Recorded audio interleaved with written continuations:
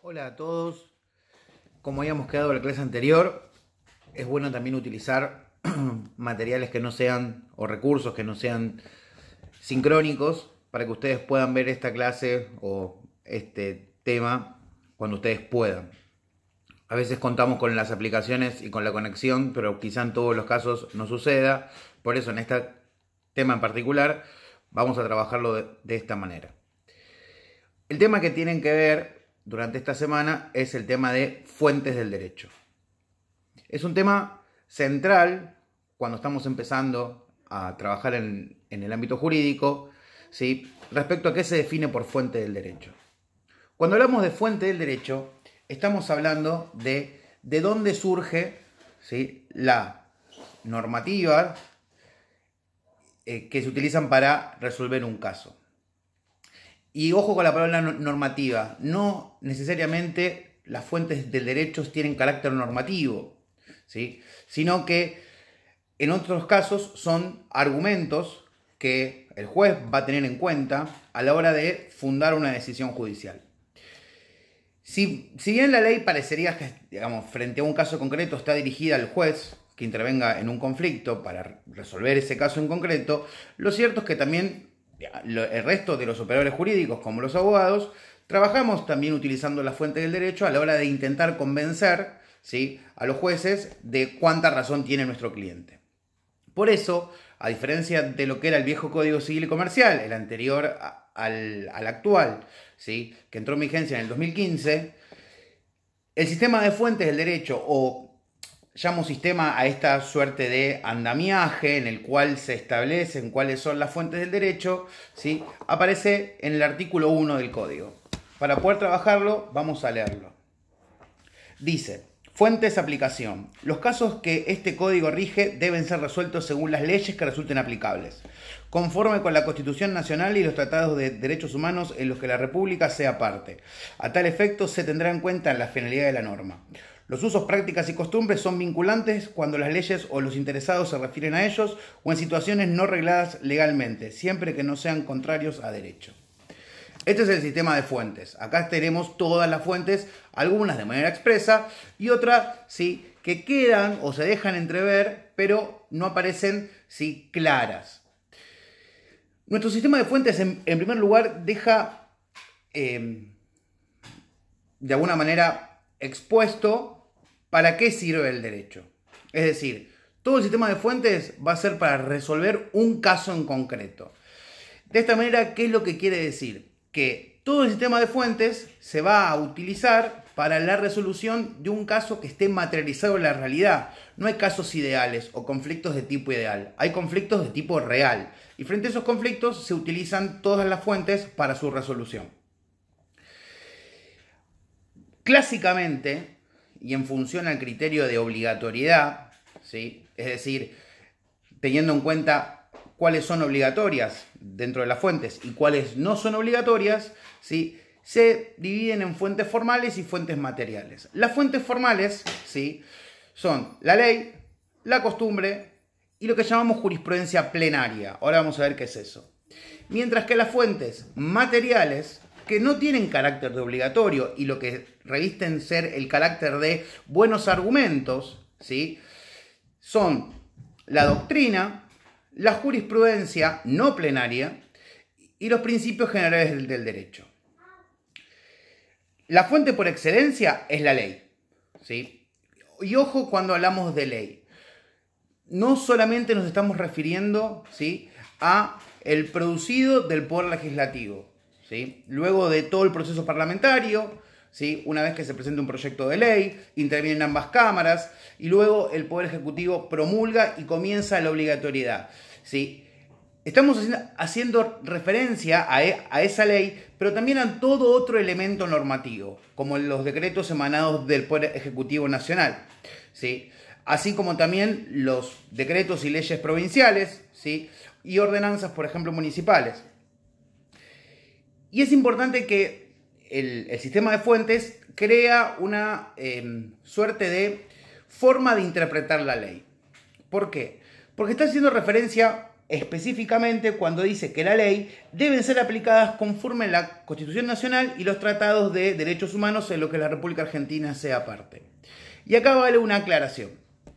Nuestro sistema constitucional hasta el año 94 establecía que en la cúspide, ¿sí?, la norma de mayor jerarquía de todo el sistema jurídico era la Constitución Nacional, ¿sí? Si bien tuvo reformas entre la dictada de 1853 y 1860, lo cierto es que hasta el 94 no había discusión sobre que la norma de mayor jerarquía dentro de nuestro sistema jurídico era la Constitución Nacional.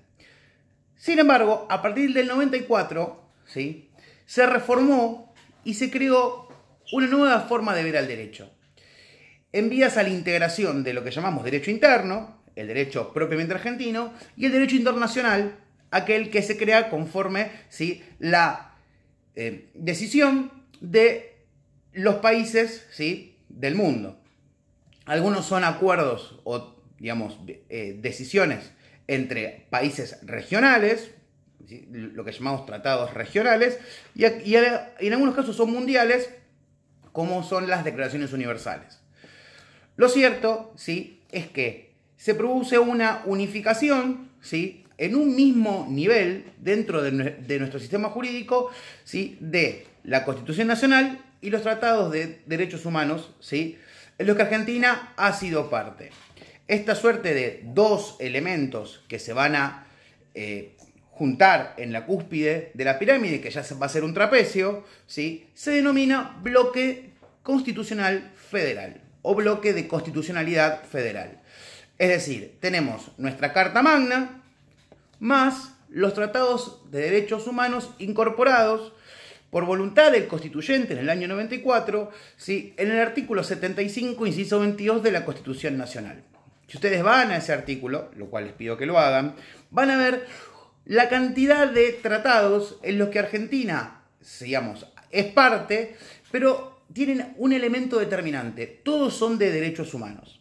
Es decir, que para que un tratado sea parte del bloque de constitucionalidad federal, debe ser de derechos humanos. Entre la Constitución, ¿sí?, nacional y los tratados internacionales, ¿sí?, rige una relación de complementariedad, ¿sí?, y coherencia. ¿Qué quiere decir esto? Que una no puede desplazar a la otra, ¿sí?, sino que se debe tratar de armonizar lo que dicen los tratados internacionales de lo que dice, ¿sí?, la Constitución Nacional. Si esto no sucedería, ¿sí?, se debe entender que debe primar la primera parte de la Constitución Nacional. A su vez, el artículo 75, inciso 22, por voluntad del constituyente, establece una suerte de puerta para la incorporación de tratados a futuro, ¿sí? Después de la reforma del 94, ¿sí?, se quedó claro que la Constitución Nacional tiene jerarquía superior a las leyes, ¿sí?, y a su vez que los tratados internacionales tienen jerarquía superior a las leyes, con lo cual nuestro sistema es bloque de constitucionalidad, tratados de cualquier materia, leyes.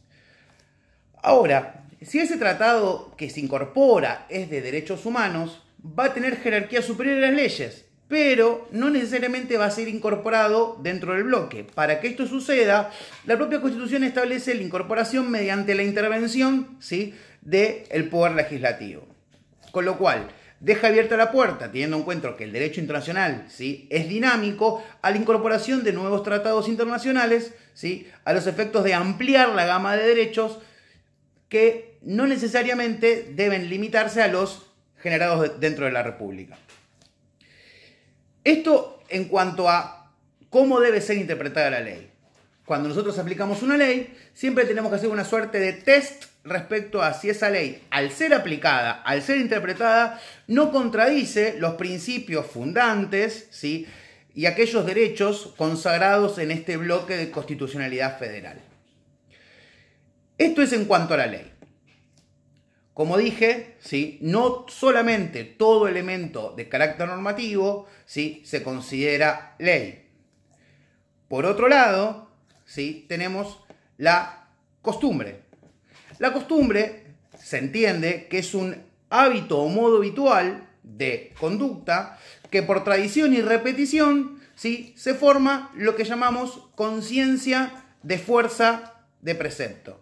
Hay una cierta conciencia de que ese comportamiento que se desarrolló durante muchos años, es decir, la conformación de la costumbre como fuente formal, lleva un proceso muy largo donde ese comportamiento se genera de manera repetitiva, ¿sí? Y llega a un punto en el cual existe lo que llamamos conciencia de obligatoriedad. Claramente, cuando hablamos de costumbre, hablamos de algo que solemos hacer, ¿sí? Pero en materia de de fuente, lo que tenemos que entender es que a veces las costumbres, ¿sí?, acompañan a la ley, es decir, se utilizan para reforzar lo que la ley dice. A veces, ¿sí?, se incorpora de manera tal de que como la ley no prevé un determinado supuesto, la existencia de la costumbre me permite a mí, ¿sí?, de alguna manera saber cómo resolver un caso concreto cuando no tengo una ley aplicable al caso. Y también tenemos lo que llamamos las costumbres contra legem, que son costumbres contrarias a la ley, que nuestro código dice claramente que no pueden ser tenidas como fuentes. Cuando hablamos de las costumbres que secundan a la ley, hablamos de las costumbres secundum legem, ¿sí?, que de alguna manera, como les dije antes, tiene que ver con estos hábitos de comportamiento que cuando hay una ley, a su vez, esta costumbre refuerza el espíritu de esa ley. Las Praxter legem, ¿sí?, se utilizan en supuestos donde no hay una ley. Por eso el código dice, ¿sí?, los usos, prácticas o costumbres son vinculantes cuando las leyes o los interesados se refieren a ellos o en situaciones no regladas legalmente. Esto lo que quiere decir es que acá aparece la costumbre Praxter legem. Tanto la secundum como la Praxter se utilizan mucho en materia comercial. Uno de los ejemplos que tienen en el texto es que respecto de la secundum, normalmente se establece que nuestro sistema tiene la ley de contrato de trabajo, donde queda claro todas las condiciones mínimas, ¿sí?, de resguardo en materia laboral. Jornada, descanso, remuneración. Cuando se publica un aviso clasificado, ¿sí?, a los efectos de que la gente se presente para que sea contratada, normalmente se repiten ¿sí?, estas condiciones de contratación que lo que van a permitir es que la persona que se presenta sepa que se están cumpliendo con sus derechos a la hora de ingresar a un trabajo. Obviamente la ley de contrato de trabajo es quien dispone, ¿sí?, estas condiciones de contratación. Sin embargo, la publicación en diarios o en portales de internet refuerza el cumplimiento de esas condiciones. Uno no podría pensar que se publique un aviso clasificado donde digan que las jornadas de 48 horas, ¿sí?, 23 horas diarias. Sería imposible. Las Praxter legem, o dentro de esa categoría, tenemos algo que no está arreglado, como por ejemplo cuando ustedes compran por algún portal de internet algún producto y normalmente ustedes dejan, o digamos se les pide que ustedes manifiesten cómo ha sido el trato del vendedor, si ha dado cumplimiento con la oferta y demás. Esto de alguna manera refuerza la ley de defensa al consumidor que establece la forma de trato de los consumidores. Hasta acá espero que se vaya entendiendo. Después tenemos la otra fuente obligatoria, que es jurisprudencia plenaria. Y aquí hay que tener en cuenta el concepto de jurisprudencia. Cuando el juez dicta una sentencia, resuelve un caso concreto. Sucede, ¿sí?, que en estos casos la solución es solo respecto de ese caso. Llamamos jurisprudencia a la suma de sentencias de cualquier tipo. Todos los jueces dictan sentencias y eso consagra lo que llamamos toda la jurisprudencia. Sin embargo, la jurisprudencia también en algún punto se organiza en función al tema que se trabaja. Por ejemplo, la jurisprudencia respecto de los delitos de homicidio va a ser qué criterio tiene en general todos los tribunales orales a la hora de juzgar los delitos de homicidio o los casos de homicidio respecto a la forma que se consumó, ¿sí?, la víctima y demás. Sucede que a veces, si bien estas sentencias tienen su fundamentación y su respaldo por la ley, se llega a conclusiones, ¿sí?, contrarias. Es decir, que una sentencia, ejemplo, considera que el homicidio con un arma punzante es agravado, y otra sentencia que dice que el homicidio sin arma, o sea, con arma punzante no es agravado. ¿Sí? Entonces, de esta manera, o digamos, la pregunta es, ¿cuál de los dos criterios es el que se tiene que tomar en cuenta? ¿El que es agravado o el que no es agravado? Esto llega a una confusión, porque uno podría predecir que si el caso le cae en determinado tribunal oral, ¿sí?, de alguna manera va a saber cuál va a ser la sentencia, mientras que si le cae en el otro, ¿sí?, vamos a saber cuál es la sentencia. ¿Cómo se resuelve esto? Mediante lo que se llama fallo plenario. Si bien no vimos todavía cómo se organiza la justicia argentina, lo cierto es que todos saben, o si no se los cuento, que tenemos los juzgados de primera instancia y en materia penal los tribunales de primera instancia, que son aquel juez o jueces que resuelven el caso concreto. Un juez o tres jueces que van a resolver un conflicto concreto. Normalmente, ¿sí?, y teniendo en cuenta lo que llamamos el derecho constitucional de la doble instancia, se puede revisar, de alguna manera se puede o se debe, dependiendo cómo se interprete, por lo que llamamos las cámaras de revisión o las cámaras de apelaciones. Estas cámaras de revisión están compuestas por salas o grupo de 3 jueces. Es decir, que habrá, no voy a hacer la cuenta exacta, pero supongamos que haya 100 juzgados, y respecto a aquellos que van a revisar las sentencias dadas por los juzgados, hay 10 salas. Uno podría entender que a cada sala le va a ir a parar las sentencias de 10 juzgados en particular. Lo cierto es que acá hay algo que verificar. No siempre le cae, ¿sí?, a la misma cámara, rectifico. No siempre le cae a la misma sala la sentencia derivada de un mismo juzgado. Esto es una cuestión aleatoria. Cuando se produce esta suerte de conflicto entre cómo resolver un caso en particular, se les pregunta a todas las salas de toda la Cámara, que va a ser quien revise, ¿sí?, las sentencias respecto de los casos de homicidio, ¿cuál es la solución? Todos los jueces de todas las salas van a decir si están a favor de que sea agravante o están a favor de que no sea agravante. Y la sumatoria de todos esos votos lo que va a hacer es determinar lo que llamamos jurisprudencia plenaria. ¿Por qué es plenaria? Porque están todas las salas o todos los jueces de la Cámara en pleno. Y la decisión que se tome en el marco de un fallo plenario va a ser obligatoria para el resto de los jueces de la misma Cámara y para todos los jueces que están por debajo, es decir, en la primera instancia respecto del caso. Si bien ellos pueden tener su propia opinión, lo cierto es que más allá de lo que ellos opinen, van a tener que aplicar lo que dijeron los jueces en el fallo plenario. Distinto es lo que sucede con los fallos de la Corte Suprema de Justicia de la Nación. Si bien es cierto que es el máximo órgano jurisdiccional del Poder Judicial de la República, sus decisiones no son vinculantes para los jueces, no son obligatorias, son ejemplificativas. Tiene un gran peso porque es el máximo órgano, pero los jueces pueden o no aplicarla.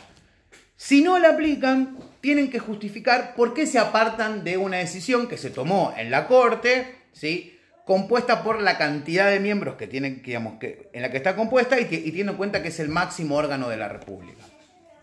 Por lo cual, la jurisprudencia plenaria es una fuente obligatoria. En materia de fuentes materiales, como dije, teníamos esta suerte de argumentos, o buenos argumentos, o justificaciones, o estudios respecto de el derecho. Por eso hablamos de, primero, la jurisprudencia no plenaria, aquellas decisiones que se toman en casos particulares, ¿sí?, por jueces. Lo que llamamos la doctrina, que son los estudios que realizan los juristas, aquellos expertos en el derecho, que lo que hacen es analizar y tratar de buscarle soluciones a algunos conflictos que tengan que ver con la interpretación del derecho. Y también los principios generales del derecho, que son, como vieron en el video, pautas de comportamientos jurídicos. Por ejemplo, quien puede lo más, puede lo menos, está estableciendo que quien tiene un mejor derecho, ¿sí? Si tiene un derecho muy amplio, también va a poder ejecutar, ¿sí?, comportamientos que estén abarcados en ese derecho. Es decir, si yo tengo un derecho que consagra que yo puedo realizar un conjunto de conductas, la realización de una conducta también está permitida, porque tengo un derecho mayor que a mí me permite, de alguna manera, ejecutar todas las conductas. Un derecho o una normativa que de alguna manera establezca que yo puedo realizar una, se ajusta al principio de quien puede lo más, puede lo menos. Pero insisto, la equidad, la vieja figura del buen padre de familia, son una suerte de principios de comportamiento en materia jurídica y también sirve a los efectos de lo que trabajamos en la interpretación. O, por ejemplo, cómo trabajar si yo tengo una ley dictada posterior, o sea, es decir, yo tengo una ley que se dicta hoy y una ley que se dictó hace 10 años respecto del mismo tema. ¿Qué ley aplico? ¿La antigua o la actual? Siendo que las dos están vigentes. Bueno, hay un principio que establece que la ley posterior se para por encima o está por delante de la ley anterior, ¿sí? Otro criterio que es, a veces hay leyes que regulan un conjunto de situaciones. Y luego aparece una ley que regula una situación en particular que está arreglada por la ley que regula un conjunto de situaciones. Con lo cual tenemos una misma situación regulada por dos leyes distintas. Una de manera general y una de manera particular. La pregunta es, ¿qué ley aplico? Se entiende que por un principio de especificidad, es decir, cuanto más específica es o más regulada va a estar, se debe aplicar la ley especial por sobre la ley con carácter general. Un tema que, digamos, una situación, esto en cuanto a todas las fuentes, pero hay un pequeño tema que es importante agregar. Cuando yo hablé de los tratados internacionales de derechos humanos, en algunos casos, dentro de esos tratados, se crean organismos que van a ser de vigilancia y control de que todos los estados, porque son los que se obligan frente a sus pares estados, al cumplimiento de los derechos humanos garantizados o que deben garantizar dentro de sus países que están contemplados en el texto del tratado. Y a veces estos organismos son, ¿sí?, órganos jurisdiccionales, es decir, juzgados o corte, como la Corte Interamericana de Derechos Humanos, la Corte de la Haya, que están previstos en diferentes tratados. Para nuestra legislación, y siguiendo el criterio de fuentes y el hecho que los tratados internacionales tengan la misma jerarquía que la Constitución Nacional, cualquier fallo, decisión, sentencia, digamos, tomando el nombre que quieran tomar, porque en este momento no hace falta que tengan el vocablo específico, que se dicte o que sea dictada por un organismo jurisdiccional creado por uno de los tratados de derechos humanos, es obligatorio porque Argentina suscribió y por ende está obligada al cumplimiento del tratado y de las decisiones que tome este organismo jurisdiccional. Hay una suerte de seguimiento de obligatoriedad. Como es obligatorio el texto del tratado para la República Argentina porque lo suscribió y por ende se incorporó a la Constitución Nacional, al bloque de constitucionalidad federal. Al ser obligatorio el tratado, también Argentina se somete a los controles que ese tratado prevea. Y si esos controles es un órgano jurisdiccional, un órgano de juzgamiento que eventualmente podría ser el que sancione a Argentina o a cualquier otro miembro del tratado, otro estado que sea parte del tratado, Cualquier decisión que se tome respecto a un caso va a ser obligatoria también para todos aquellos países que hayan incorporado a ese tratado. Vamos a verlo cuando hablemos del derecho a la vida, que uno de los temas que Argentina no tiene, digamos, previsión directa, pero que sin embargo la solución vino de manera obligatoria por la decisión que tomó la Corte Interamericana de Derechos Humanos, es desde cuándo comienza la vida en los óvulos implantados en el útero. Ese caso en particular, en un fallo que se llamó Antavia Murillo, que se llama Antavia Murillo, en ese caso en particular, la Corte Interamericana dijo cómo, y Argentina, teniendo en cuenta que no tenía previsión legislativa, incorporó esa decisión como criterio interno. ¿Y por qué? Sí, se tomó porque no solo no había previsión, sino que a su vez es obligatoria esa decisión.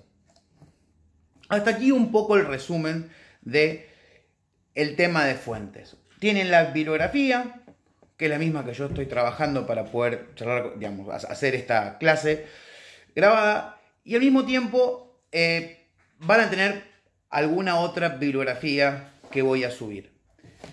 Acuérdense que ahora van a aparecerles las dos actividades